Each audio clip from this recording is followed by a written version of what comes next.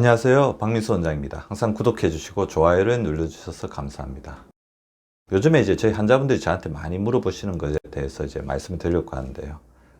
지금 코로나 유행하고 있는데 독감을 꼭 맞아야 하는지, 집에서 가족들이 꼭 맞으라고 하는데 평소에는 본인께서는 이제 한 번도 맞지를 않았는데도 걸리지 않았다는 거죠. 그래서 걸리지 않을 것 같은데 이번에 특히 또 마스크를 많이 쓰고 다니고 손을 깨끗이 씻기 때문에 이전에 비해서 걸릴 확률이 굉장히 낮을 것 같은데 지금 맞아야 되는지 그런 것들을 많이 물어보십니다. 저 같은 경우는 이제 의료인이기 때문에 고위험군이죠. 얼마 전에 우리 직원들이랑 같이 접종을 했는데요.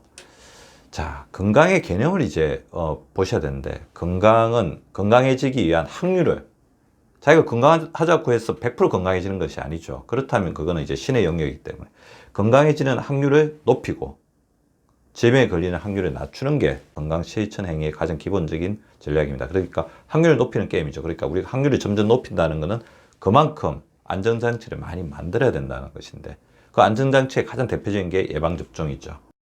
독감 접종을 이제 올해 저도 맞았지만 저한테 물어보면 이제 맞으라 그렇게 말씀을 드리는데요. 독감 접종 맞아야 하는 이유는 아까 확률을 높이는 거하고도 일맥상통합니다. 독감과 코로나19가 같이 걸렸을 때 중증도는 예측하기가 힘들다고 합니다. 특별히 더 위험하다. 그거는 이제 밝혀진 게 없습니다. 제 생각으로는 좀 더 괴롭지 않겠어요. 그러니까 코인펙션, 그러니까 동반 감염이 되면 훨씬 더 괴롭겠죠. 모논에서는 그게 더 위험한지에 대해서 나와 있지는 않지만 독감과 코로나 같이 걸렸을 때 제 개인적인 의견으로는 조금 더 괴로울 것 같지만 그 중증도에 대해서는 정확하게 밝혀져 있지 않다, 그렇게 정리를 할 수 있을 것 같고요. 그런데 만약에 이번 가을에 지독한 열감기를 걸렸어, 열을 동반한 감기에 걸렸다. 세 가지 가능성이 있겠죠. 그냥 감기, 심한 감기, 독감, 코로나19. 자, 작년 같은 경우에는 심한 열감기에 걸리면 독감의 가능성이 높으니까 근처에 있는 단골의원이라든지 근처 병원에 가서 진료를 받고 필요하면 독감 검사를 해서 독감이면 치료를 받으면 됐습니다. 타임플루를 처방을 받았으면 되는데, 올해가 만약 그런 사태가 일어난다, 열을 동반한 감기가 있으면 일반 의원으로 갈 수는 없겠죠. 왜냐하면 코로나19에 대해서 검사를 할 수 있는 준비가 되어 있지 않을 가능성이 매우 높고, 그래서 이전과 같이 열 환자는 받지 못할 가능성이 많습니다. 그럼 일반 병원에서 보기 힘드니까 어떻게 가야 되죠? 선별진료소로 가서, 선별진료소에서도 이전에는 이제 코로나19만 검사를 하면 되는데, 이런 상황이 오면 코로나19 검사와 독감 검사를 같이 해야 되는 더 노력이 들어가겠죠. 근데 문제는 가을 시즌에 갑자기 굉장히 많은 다수의 환자들이 독감이나 코로나에 걸려버리면 선별진료소에 환자들이 굉장히 몰리기 때문에 꼭 검사를 받아야 되시는 분들이 못 받는 사태, 그 선별진료소에 가보아 걸려서 제때 이제 검사를 못하는 사태가 생길 수도 있고, 그다음에 독감에 걸리게 되면 그 중에 일부는 어떻습니까? 독감 자체도 굉장히 무서운 병이거든요. 고위험군에서는 입원해야 하는 경우가 있기 때문에 코로나19 병상이 부족해질 수가 있고 의료 인력이 그쪽으로 이제 몰릴 수가 있습니다. 의료 인력에 소진이 일어날 수가 있다는 거죠. 자, 국가적 부담을 줄이고 우리 코로나19에 잘 대응하기 위해서도 독감 예방접종을 맞는 것이 필요하다는 것을 말씀드립니다. 방역 협조의 길이라는 거죠. 개인적인 부분에서도 저는 필요하다고 생각이 되는데, 개인적인 방역, 심리적인 방역도 있습니다.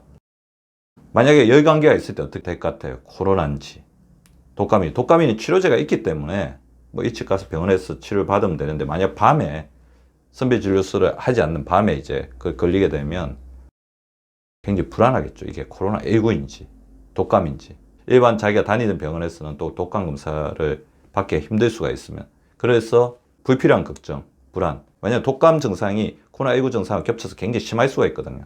그냥 안 해도 되는 걱정을 독감 예방접종 하지 않아서 독감에 걸렸을 때, 물론 이제 독감 예방접종을 하더라도 독감에 걸린 사례가 있습니다. 드물게. 아주 드물게는 있지만 많지는 않죠.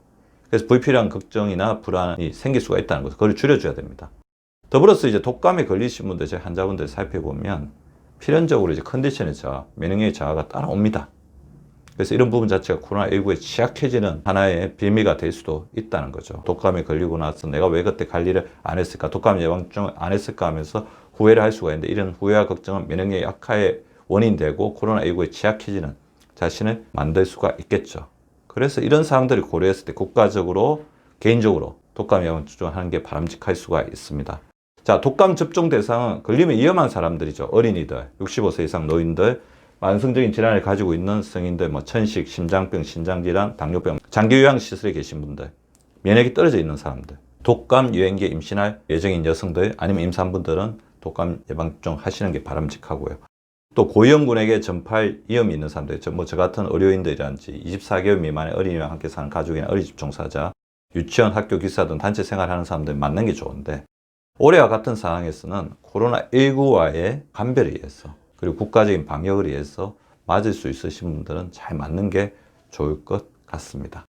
올해는 독감이 유행하지 않거나 소규모 유행했으면 좋겠습니다. 저의 바람입니다. 그렇지만 우리는 만반에 대비를 해야 됩니다. 코로나19 만사 불여턴턴으로 이겨내야 됩니다. 방역, 면역의 균형으로 코로나19를 극복합시다. 구독과 좋아요는 박미수 박사 TV를 지속시키는 생명력입니다. 많이 구독해 주시고 좋아요를 눌러 주시기 바랍니다. 항상 감사드립니다.